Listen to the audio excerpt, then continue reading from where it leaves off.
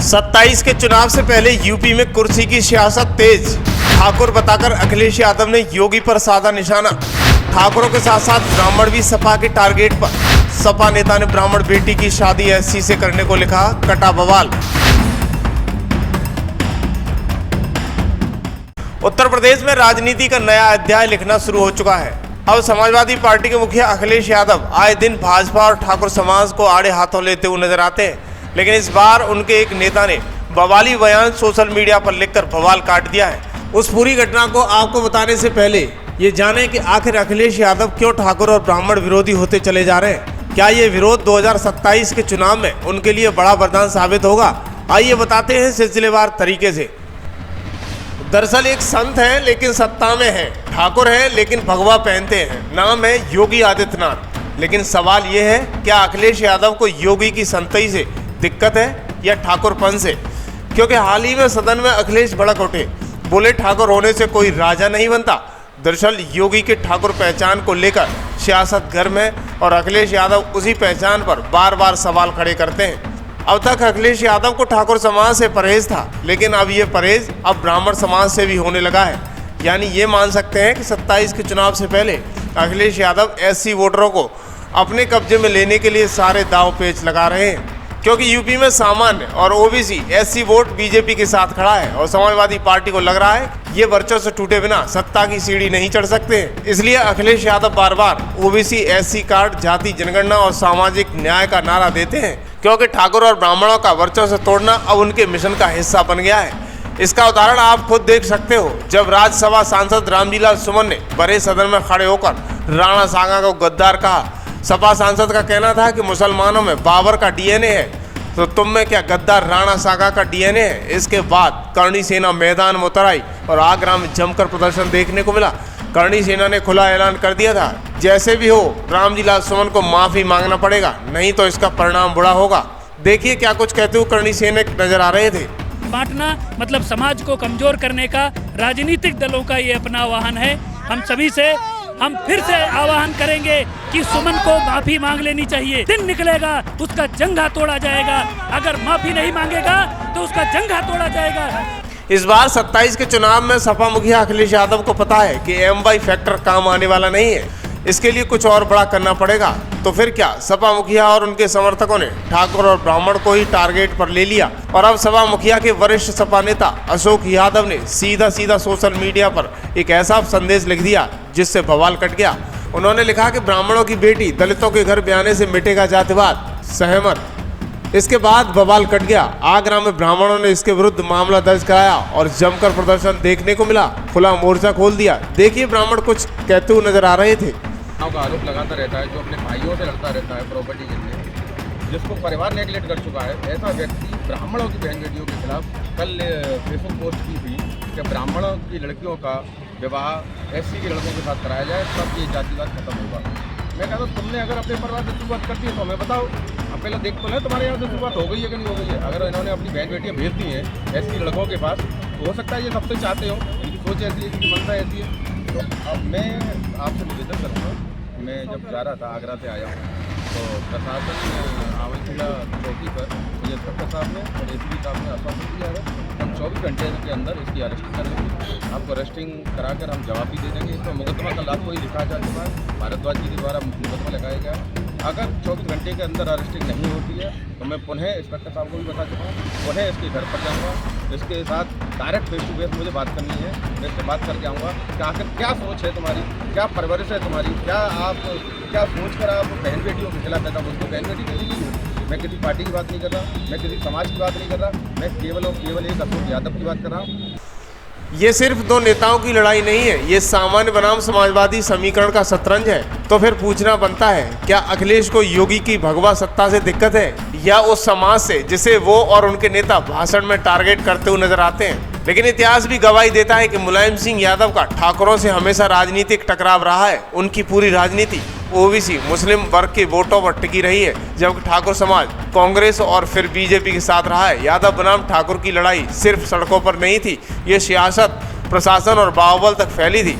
इसके कई सारे उदाहरण देखने को मिलते हैं। दरअसल फूलन देवी ने 1981 में यूपी के बेहमई गांव में 20 से ज्यादा ठाकुर पुरुषों की हत्या कर दी थी। जब मुख्यमंत्री मुलायम सिंह बने थे तो उन्होंने क्या किया, 1994 में फूलन देवी को जेल से रिहा करवा दिया। यह फैसला बहुत सियासी था, लेकिन संदेश साफ था, दलितों की बेटी ठाकुरों के खिलाफ खड़ी हुई है तो हम उसके साथ हैं। मुलायम सिंह ने फूलन देवी को आगे करके ठाकुर राजनीति को खुला चैलेंज दिया था और वहीं से शुरू हुआ ओबीसी प्लस दलित बनाम ठाकुर का वो समीकरण जो आज तक चलता आ रहा है। दरअसल योगी बनाम अखिलेश की जंग उसी धारा की अगली कड़ी है और इसी कड़वड़ाहट की विरासत अब अखिलेश उठाते हुए नजर आ रहे हैं और ठाकुरों और ब्राह्मणों पर तंज कसना समाजवादी पार्टी की रणनीति बन चुका है, क्योंकि उन्हें डर है कि ठाकुरों को मंच देने का मतलब है एससी और ओबीसी वोटों को खिसकाना। दरअसल ये भी बात है कि ठाकुर मुख्यमंत्री यूपी में कम रहे हैं, लेकिन जो रहे हैं उन्होंने सत्ता की धार मोड़ दी है, सत्ता की समीकरण बदल दिए हैं और हर बार सियासत के अखाड़े में एक नई पटकथा लिख दी है। वीर बहादुर सिंह आए तो कांग्रेस को पूरब से संजीवनी दे दी, राजनाथ सिंह ने भगवा को पहली बार गांव-गांव तक पहुंचा दिया और फिर योगी आदित्यनाथ आए, न जाति की परवाह की न गठबंधन की, सीधे बुलडोजर के साथ मैदान में उतर गए और गुंडे मवाली यूपी छोड़ गए या फिर भगवान को प्यारे हो गए और जनता के मुरीद योगी ने जनता को मोह लिया। लेकिन आपने देखा कि जब अखिलेश यादव 2012 में यूपी के मुख्यमंत्री बने तो उन्होंने अपनी कैबिनेट में 11 ठाकुर नेताओं को जगह दी। ये कदम न केवल सपा की जातीय राजनीति को संतुलन करने की कोशिश थी, बल्कि एक चतुर रणनीति भी थी जिसमें एक नाम था राजा भैया। उन्होंने राजा भैया को मंत्री बनाकर सपा के लिए राजनीतिक समीकरणों को और मजबूत किया और ठाकुर समाज में पार्टी का सामाजिक आधार बढ़ाया। हालांकि अखिलेश की पत्नी डिंपल यादव भी ठाकुर समाज से ही आती हैं। फिर सवाल ये कि आखिर इसके बावजूद अखिलेश यादव ठाकुर जाति के खिलाफ क्यों मोर्चा खोल रहे हैं। दरअसल जब योगी आदित्यनाथ के खिलाफ सपा का आक्रामक रुख था तब सपा की चुप्पी से कोई हैरान नहीं हुआ, लेकिन जब राणा सागा का मुद्दा ब्राह्मण बेटी की शादी एससी से करने की बात उठती है तो सवाल उठता है कि सपा को ठाकुरों और ब्राह्मणों के वोट नहीं चाहिए। दरअसल यादव और मुस्लिम वोट बैंक को ठाकुर और ब्राह्मणों के साथ जोड़कर नई राजनीति करने से सपा को डर लगता है, क्योंकि ठाकुर ब्राह्मणों का वोट हमेशा भाजपा से जुड़ा रहा है और सपा के लिए ये राजनीतिक गठजोड़ नहीं है बल्कि खतरा भी बन सकता है, क्योंकि उत्तर प्रदेश में ठाकुर 7 से 10% है, दलित 20 से 22% है, यादव 9 से 12% है, मुस्लिम 19 से 20% है, क्योंकि उनके पीडीए में 81% वोट बैंक है। इसलिए राणा सागा पर बयान दिलवाया गया ताकि ठाकुर जाति के लोग राजस्थान से लेकर यूपी तक विरोध करें और दलितों और पिछड़ों में अगड़ों के खिलाफ विरोध पैदा किया जा सके। दरअसल उत्तर प्रदेश की राजनीति में योगी आदित्यनाथ के समर्थक अब अखिलेश यादव की पार्टी में भी मौजूद हैं। एक दिलचस्प सियासी बदलाव ये है, ये पार्टी के लिए विरोधी विचारधारा को समाहित करने की चुनौती हो सकती है। जब दुश्मन बाहर हो तो लड़ाई आसान होती है, लेकिन जब घर के अंदर हो तो कोई तालियां बजा दे तो लड़ाई दोहरी हो जाती है। दरअसल अखिलेश यादव की पार्टी अब न सिर्फ भाजपा से बल्कि अपने भीतर बैठे योगी समर्थकों से भी लड़ रही है, फिर चाहे वो अपर्णा यादव हो या फिर कोई अन्य। दरअसल हम आपको बता दें कि रामजी लाल के बयान से लेकर राणा सागा के नाम पर मचे बवाल तक अखिलेश यादव की राजनीति सिर्फ ठाकुर ब्राह्मण विरोध पर नहीं टिकी है। असल में उनका निशाना वो दलित वोट बैंक भी है जो कभी बसपा का गढ़ था और अब भाजपा की ओर झुका हुआ है। अखिलेश योगी पर हमला करके एक तरफ ठाकुर विरोध की लहर बनाना चाहते हैं तो दूसरी तरफ दलितों में खुद को पीड़ित दिखाकर सहानुभूति बटोरना चाहते हैं, जिस पर बसपा सुप्रीमो ने कई बार बयान देकर दलित विरोधी भी करार दिया है। दरअसल हम आपको बता दें कि राजा भैया उर्फ रघुराज प्रताप सिंह की भी इस राजनीति में बड़ी एंट्री दिखती है। यूपी की राजनीति में एक ताकतवर ठाकुर चेहरा माने जाते हैं। समाजवादी पार्टी के शुरुआती दिनों में राजा भैया अखिलेश यादव के करीबी थे। अखिलेश के मुख्यमंत्री बनने के बाद 2012 में राजा भैया को कैबिनेट में मंत्री भी बनाया गया था। कभी साथ चलने वाले आज एक दूसरे के नाम तक भूल चुके हैं। यूपी की सियासत में अखिलेश यादव और राजा भैया की दुश्मनी अब खुलकर सामने है। दरअसल हम आपको बता दें कि 2013 में प्रतापगढ़ में डीएसपी जिया उल हक की हत्या ने तूफान मचा दिया था। आरोप राजा भैया के करीबी पर लगे थे। भारी दबाव में अखिलेश ने राजा भैया से इस्तीफा ले लिया। यहीं से दोनों के रिश्तों में दरार पड़ गई जो अब गहरी खाई बन चुकी है। बाद में राजा भैया ने जनसत्ता दल लोकतांत्रिक पार्टी बना ली और ठाकुर वोटों पर पकड़ मजबूत करने के लिए अखिलेश यादव और राजा भैया के बीच सियासी जंग सीधी हो गई। जब मीडिया ने अखिलेश यादव से राजा भैया के बारे में पूछा तो उन्होंने कहा, मैं तो उन्हें जानता ही नहीं। राजा भैया बोलते अच्छा लगता है,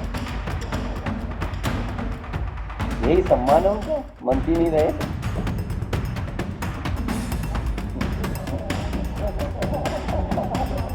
ये सिर्फ बयान नहीं था, ये था एक खुला सियासी तमाचा। अखिलेश यादव ने साफ कर दिया कि अब राजा भैया का उनके लिए कोई वजूद नहीं है।